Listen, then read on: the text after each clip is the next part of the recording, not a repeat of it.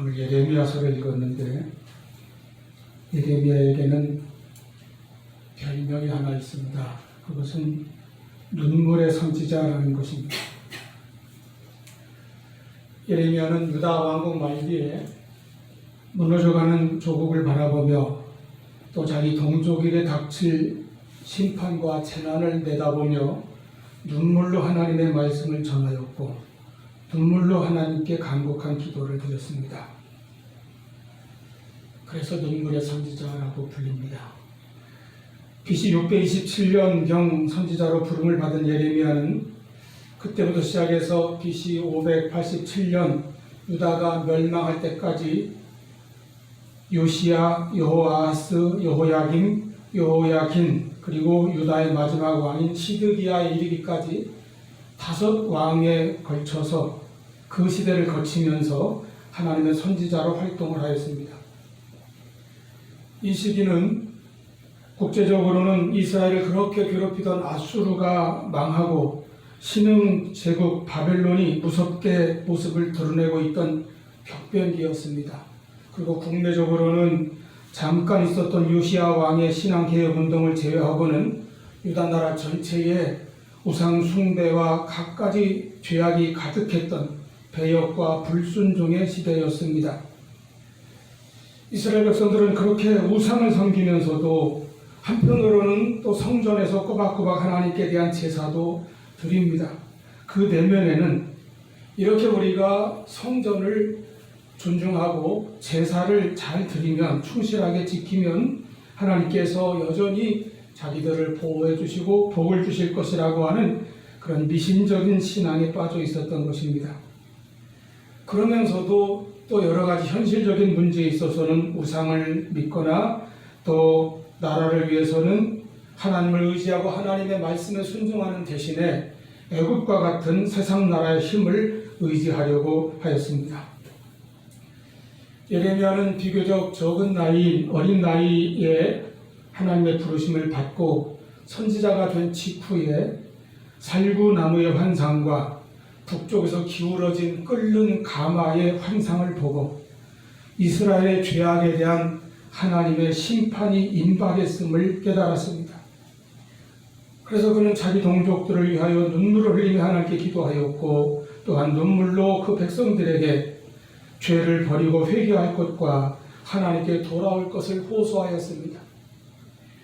예레미야는 무려 40년간이나 이렇게 하나님 말씀을 전하였으나 백성들은 그 말씀을 듣지 않았습니다. 오히려 화를 내고 그를 핍박하였습니다. 예레미야는 매를 맞고 옥에 갇혔으며 깊은 웅덩이에 던져졌습니다. 살해 위협도 당하였고 실제로 동료 선지자였던 우리아의 순교를 목격하기도 하였습니다. 당시 거짓 선지자들은 그를 매국노라고 매도하며 그의 예언을 조롱거리로 만들기도 하였습니다. 그가 받은 핍박이 얼마나 심하였던지 예레미야는 20장 9절 말씀 보면 내가 다시는 여호와를 선포하지 아니하며 그의 이름으로 말하지 아니하리라 이렇게 다짐하기까지 했습니다. 그런데 그런 마음을 먹으면 오히려 더 마음이 불붙는 것 같아서 골수에 사무치니 답답하여 견딜 수 없다고 그는 고백합니다. 그래서 그는 눈물의 선지자가 될 수밖에 없었습니다. 하나님께서 부르신 그 소명을 따라 선지자의 길을 가는데 눈물이 있었다는 것입니다. 이와 같이 눈물의 선지자라는 예레미야의 별명을 생각하면 옛날에 우리나라 성도들의 그 신앙생활과 참 닮은 점이 많이 느껴집니다. 예전에는 그렇게 신앙생활에 눈물이 많이 있었습니다. 기도할 때 가장 많이 울었고 찬송 부르면서도 말씀을 듣다가도 또 부흥에서나 기도원에서도 참 많이들 울었습니다. 그런데 오늘날에는 성도들의 눈에서 저부터 보면 언제부턴가 눈물이 말라버렸습니다. 심령이 메마르고 눈물도 말랐습니다.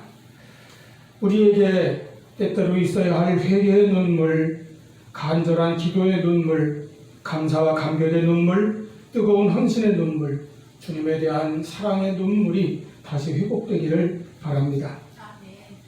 오늘 본문 말씀 이제 1절 보면 여호와께서 예레미야에게 말씀하십니다. 2절에 너는 일어나 토기장의 집으로 내려가라. 내가 거기에서 내 말을 내게 들려주리라. 그래서 3절에 예레미야는 그 말씀에 순종하여 토기장이의 집으로 내려갑니다. 가서 보니까 그 토기장이가 일을 하는데 농로 위에 진흙을 올려놓고 그릇을 만들고 있습니다. 여기 농로라는 것은 이 진흙으로 토기를 만들 때 사용하는 주조용 그 틀을 말합니다. 토기장이는 진흙 덩어리를 그 농로 위에 올려놓고 발과 손으로 그 기구를 돌려가면서 원하는 그릇을 빚어내는 것입니다. 처음에는 진흙 덩어리였는데 농로 위에서 돌아가는 동안에 여러 가지 형태의 그릇으로 만들어집니다. 그렇게 토기장이가 그릇을 만드는 것을 보고 있는데 4절에 보니까 진흙으로 만든 한 그릇이 토기장이의 손에서 터짐에 기록되어 있습니다. 터졌다는 것은 망쳐졌다는 것입니다. 그 그릇이 원하는 그 계획대로 구상대로 되지 않고 버려졌다는 것이죠. 토기장이는 어떤 목적을 가지고 좋은 그릇을 만들고자 시작했는데 농로 위에서 그 진흙은 좋은 그릇이 되지 못하고 그만 불량품이 되고 만 것입니다. 예레미야가 그 광경을 보았을 때 어떤 생각이 들었겠습니까? 우리 같으면 아마 저 그릇은 망친 것이니까 불량품이 되어버렸으니까 그냥 버리겠지. 자연스럽게 그렇게 생각되지 않습니까? 그런데 성경에 보면 4절 말씀이 이어지는데 그가 그것으로 자기 의견에 좋은 대로 다른 그릇을 만들더라 말씀하였습니다. 토기장이는 그 망쳐져서 불량품이 되어버린 흙덩어리를 버리는 것이 아니라 그것으로 다시 반죽을 하고 다시 작업을 하여 다른 좋은 그릇을 만들어 나갔다는 것입니다. 자, 여기까지가 토기장의 집에 내려간 예레미야가 본 광경이고 5절 이하에는 그 본 것에 대하여 하나님께서 직접 설명하시면서 그 뜻을 가르쳐 주시고 예레미야에게 하신 말씀입니다. 자, 이 광경에서 토기장이는 하나님입니다. 그리고 진흙은 당시로는 이스라엘 백성들이고 오늘날에는 바로 우리들을 가리키는 것입니다. 하나님께서는 이 토기장이의 비유를 통해서 우리에게 몇 가지를 말씀하시고 깨우쳐 주십니다. 첫째로 하나님은 온 세상에 대해서 그리고 모든 사람들에 대해서 토기장이시라는 것입니다. 하나님은 이 세상 모든 것을 만드셨고 모든 것을 다스리시는 주권자요 참 주인이십니다. 그러므로 우리 모두가 하나님의 주권 하에 있습니다. 6절 말씀, 여호와의 말씀이니라 이스라엘 족속아 이 토기장이가 하는 것 같이 내가 능히 너에게 행하지 못하겠느냐? 이스라엘 족속아 진흙이 토기장이의 손에 있음 같이 너희가 내 손에 있느니라. 하나님은 토기장이가 진흙을 가지고 자신의 뜻대로 행하는 것처럼 하나님 역시 이스라엘에 대해서 또 우리 모두에 대해서 참 주권을 가지고 계시다는 말씀입니다.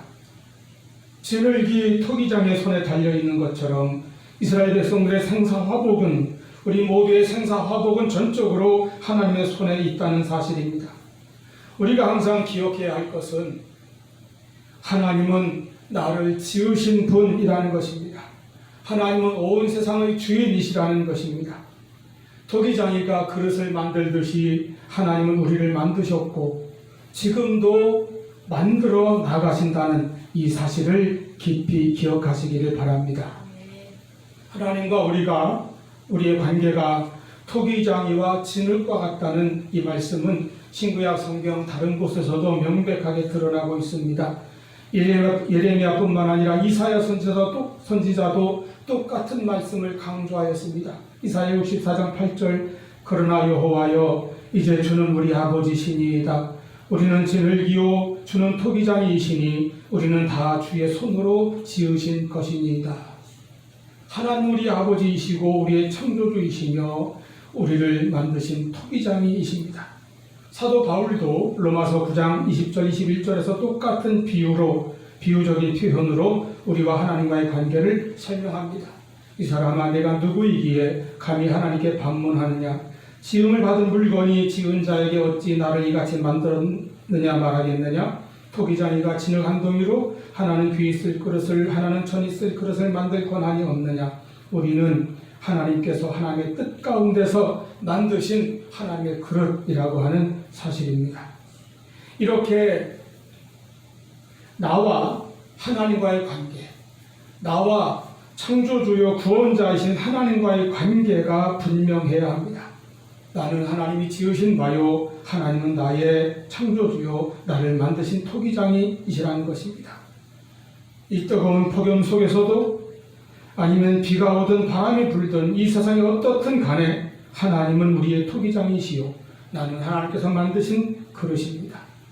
온 세상이 변하고 달라지는 이 시대에도 하나님은 우리의 토기장이시고 나는 하나님이 만드신 그릇입니다. 코로나 바이러스의 이 위험 속에서도 하나님은 우리의 토기장이시고 우리는 하나님께서 만드신 그릇입니다. 하나님의 선하신 뜻대로 지으심을 받은 자들입니다. 그런데 이 말씀이 우리에게 얼마나 놀라운 격려와 소망이 되는지 모릅니다. 여러분, 우리가 하나님께서 만드신 그릇이요, 하나님의 손에 있다고 하는 사실입니다. 내 삶이 하나님의 손에 붙들려 있다고 하는 이 사실을 우리가 믿을 때에 우리는 믿음 안에서 담대하게 살아갈 수 있을 것입니다. 내 인생이 악한 원수의 손에 붙잡힌 것이 아니라, 또는 아무 힘이 없는 자들의 손에 의해 좌지우지 되는 것이 아니라, 사랑의 하나님, 전능하신 하나님, 나를 지으신 토기장이 하나님의 손에 붙들려 있다고 하는 온전한 믿음을 가지고 살아가시기를 바랍니다. 그리고 또한 하나님께서 나를 만드셨다면 나는 하나님의 작품인 것입니다. 그러므로 하나님이 만드신 작품이니 나 자신이 얼마나 대단하지 않겠습니까? 전능하시고 완전하신 하나님께서 하나님의 뜻으로 하나님의 형상대로 나를 만드셨는데 내가 얼마나 대단한 존재이겠습니까? 내가 하나님의 피조물이라면 나는 어떤 존재입니까?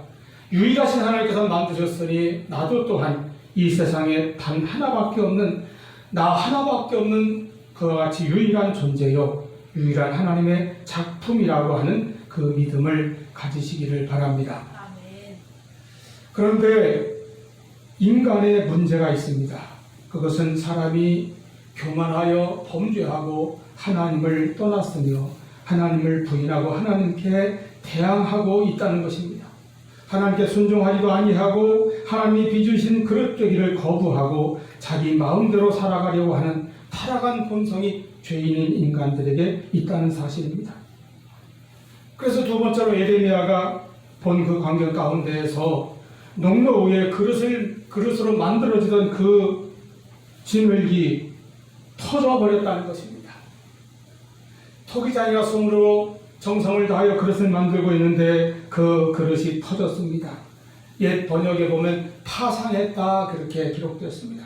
망쳐진 그릇이 되었다는 겁니다. 금이 갔든지 이가 나갔든지 찌그러졌든지 무늬가 비뚤어졌든지 잘못되었어요. 이것은 인간의 불순종과 죄악 때문입니다. 인간의 범죄함 때문입니다.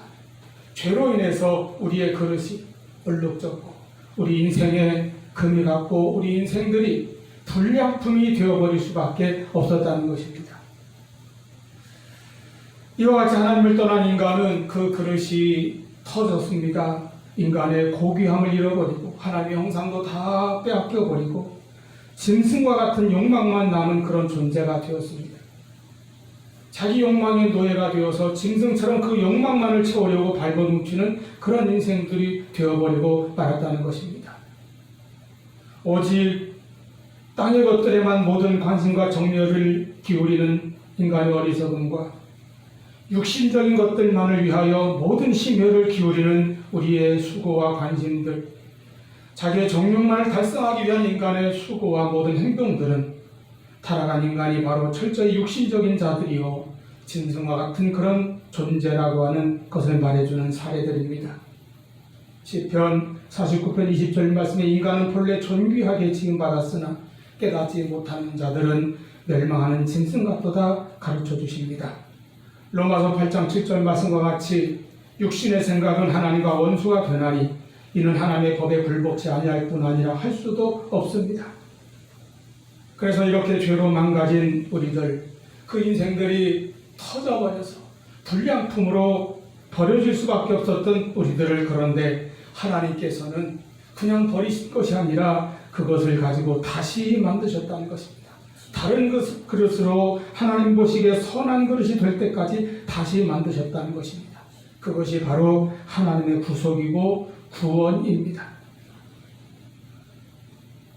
죄에 빠진 우리를 구원하시기 위하여 독생자를 보내셔서 우리를 대신하여 모든 죄의 대가를 치르게 하셨고, 그래서 우리를 다시 의롭다 하셨습니다. 우리를 다시 하나님의 자녀로, 하나님의 사랑하시는 피조물로, 하나님 보시기에 선하고 합당한 그릇으로 회복시켜 주신 것입니다. 그래서 고린도후서 5장 17절 말씀에 그런즉 누구든지 그리스도 안에 있으면 새로운 피조물이라 이전 것은 지나갔으니 보라 새 것이 되었도다. 여러분, 예레미야 눈앞에서 망가지고 터져버린 그 그릇을 토기장이가 다시 새로운 토기로 만들듯이 하나님께서는 우리를 그리스도 예수 안에서 새로운 피조물로 만드신 것입니다. 이와 같이 우리가 새롭게 지음받고 새로운 피조물이 된 것은 그리스도 안에서 받을 수 있는 놀라운 은총이요 축복입니다. 그런즉 누구든지, 말씀하셨습니다. 누구든지 그리스도 안에 있다면 그는 새로운 피조물입니다. 요한복음 1장 12절 말씀에 영접하는 자 곧 그 이름을 믿는 자들에게는 하나님의 자녀가 되는 권세를 주셨으니, 이렇게 우리를 다시 만드셔서 터져버린 인생들을 다시 만드셔서 새롭게 하시고 하나님의 자녀가 되는 그 권세, 그 자격, 그 신분을 우리에게 주셨습니다. 인간은 육신으로 한번 태어나지만 예수 그리스도 안에서 이와 같이 영적으로 다시 한번 태어나서 하나님의 선한 그릇이 됩니다. 이것이 예수님께서 니고데모에게 말씀하신 거듭나는 것입니다. 성령께서 우리 안에 역사하셔서 우리로 거듭나게 하시고 새롭게 빚어진 하나님의 그릇으로 만들어 나가십니다. 에베소서 2장 10절 말씀, 우리는 그의 지으신 바라 그리스도 예수 안에서 선한 일을 위하여 지으심을 받은 자니 이 일은 하나님이 전에 예비하사 우리로 그 가운데서 행하게 하려 하심이니라. 아멘. 세 번째입니다. 그런데 모든 나라, 모든 사람들이 자기들이 받는 그 축복과 저주는 그 자신의 순종과 불순종과 관계가 있다는 것입니다. 그들이 하나님 앞에서 어떤 그릇이 되느냐 하는 것은, 그들이 하나님 앞에서 축복을 받느냐 전유를 받느냐 하는 것은 그들이 하나님의 이 부르심 앞에, 하나님의 말씀 앞에, 하나님의 역사하심 앞에 순종하느냐 불순종하느냐에 달려있다고 하는 말씀입니다. 7절부터 10절까지 말씀을 보겠습니다. 내가 어느 민족이나 국가를 뽑거나 부수거나 멸하려 할 때에 만일 내가 말한 그 민족이 그의 악에서 돌이키면 내가 그에게로 내리기로 생각하였던 재앙에 대하여 뜻을 돌이키겠고, 내가 어느 민족이나 국가를 건설하거나 심으려 할 때에 만일 그들이 나 보기에 악한 것을 행하여 내 목소리를 청중하지 아니하면 내가 그에게 유익하게 하리라고 한 복에 대하여 뜻을 돌이키리라. 하나님의 주권은 이스라엘과 유다 백성들에게만 미치는 것이 아닙니다. 어느 민족이나 어떤 국가, 어떤 족속에게도 하나님의 주권은 다 미칩니다. 역사합니다. 하나님께서 어떤 나라를, 어떤 국가를 뽑거나 부수거나 멸하게 하실 때에, 그런데 그 민족이나 그 국가가, 그 족속이 하나님 앞에서 회개하고 돌이켜서 그 악에서 돌이키면, 모든 죄악을 버리고 떠나면 그에게 내리기로 작정했던 심판과 재앙에 대하여 뜻을 돌이키시겠다고 말씀하셨습니다. 우리가 요나서에서 니느웨에게 임하신 하나님의 은혜를 보지 않습니까? 반대로 어느 민족이나 국가를 건설하거나 심으려 하셨는데, 번성케 하는 복을 주시려고 했는데, 그런데 그들이 하나님 보시기에 악한 것을 행하여 하나님의 목소리를 청종하지 아니하면 하나님께서 그들에게 유익하게 하리라고 한 그 복에 대해서라도 뜻을 돌이키시겠다고 주시기로 한 그 복을 철회하게 하여 주지 않겠다고 말씀하시는 것입니다. 결국 이스라엘이라 할지라도 그들은 자기들의 죄 때문에 하나님의 진노와 징계를 받아야 했습니다. 11절 말씀 보니까 하나님께서 그들의 죄악을 지적하시고 각기 회개하여 악한 길에서 돌이키며 너희의 길과 행위를 아름답게 하라고 간곡하게 부르셨습니다. 그러나 그들은 말하기를 12절 이는 헛되니 우리는 우리의 계획대로 행하며 우리는 각기 악한 마음이 완악한 대로 행하리라 이렇게 교만하게 완악하게 각박하게 고집을 부렸습니다. 이것이 인간을 떠난 인간의 죄악입니다. 짐승처럼 욕망만을 따라 살며 자기 소견에 옳은 대로만 살아가는 인간의 모습입니다. 하나님을 끝없이 떠나는 인간의 모습입니다. 그들에게 하나님의 심판은 분명히 임하는 것입니다. 그래서 이스라엘이라 할지라도 그 심판을 면할 수 없었습니다. 그래서 그들은 결국 그렇게 선지자들이 경고하였던 것처럼 나라를 잃고 이방 땅에 끌려가 70년간 괴로운 포로 생활을 해야 했습니다. 하나님 앞에서 우리나라는 어떻겠습니까? 그리고 우리 각자 우리 자신이 하나님 앞에서 살아가는 모습은 어떠합니까?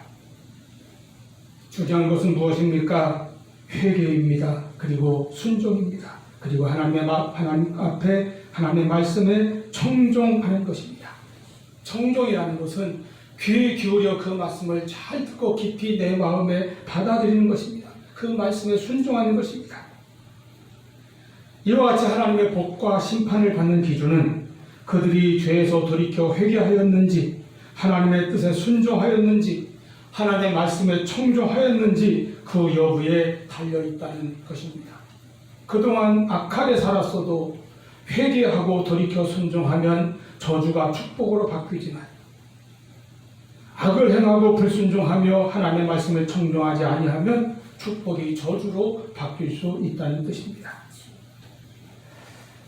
여러분, 내가 혹시 하나님 앞에 죄가 있고 허물이 있고 그동안 불순종과 교만과 죄악으로 살았다 할지라도 우리가 회개하고 그 말씀 앞으로 나아가면 하나님께서는 언제라도 우리에게 재앙을 돌이키시고 복으로 바꿔 주실 것입니다. 토기장의 손에서 터져버린 그 진흙과 같이 홍대 인생이 지금 보니 그동안 망쳐졌고 잘못 살아왔고 이제는 불량품이 되어버려서 더 이상 아무 가망도 없고 바르다 볼 힘도 없고 너무 많이 잘못되어서 어떻게 고칠 수가 있겠느냐면서 포기해버리고 낙심하는 때가 있습니까? 아닙니다. 하나님께서 우리를 다시 빚으십니다. 그리고 하나님께서 우리를 다시 빚으시면 우리는 새로운 그릇으로 만들어질 수 있는 것입니다. 내가 어떤 모습이라 할지라도 어떤 상태라 할지라도 이 모습 이대로 받아주시옵소서. 하나님의 손에 내 인생을 맡길 때에 하나님께서 나를 다시 선하신 뜻대로 깨끗하고 아름다운 새 그릇으로 빚어 나가시는 것입니다. 막달라 마리아는 7 귀신에 사로잡혀 있었던 여인입니다. 얼마나 그 인생이 불행합니까? 그러나 예수님께서는 그 모든 더러운 귀신을 쫓아내시고 예수님을 따르는 귀한 제자가 되게 하셨고 부활하신 후에는 가장 먼저 부활의 주님을 만나는 사람으로 그래서 그 부활의 복된 소식을 전하는 사람으로 삼으셨습니다. 삭개오는 얼마나 탐욕스러운 인간이었습니까? 그는 오직 물질만을 위하여 자기 욕망만을 위하여 모든 이웃을 괴롭히고 강탈하는 그리고 속이는 세리장이었습니다. 그러나 그는 예수님을 만난 후에 단 몇 분 만에 그의 마음이 바뀌었습니다. 그의 인생이 바뀌었습니다. 그의 삶이 바뀌었습니다. 참 이스라엘 백성으로 구원받은 주님의 제자로 바뀌었습니다. 사도 바울이야말로 얼마나 잔인한 사람이었고 복음의 적대자였고 방해자였습니까? 그는 교회에 대해서 핍박자고 회방자고 폭행자였습니다. 어린 초대교회 앞에 가장 무서운 대적자였습니다.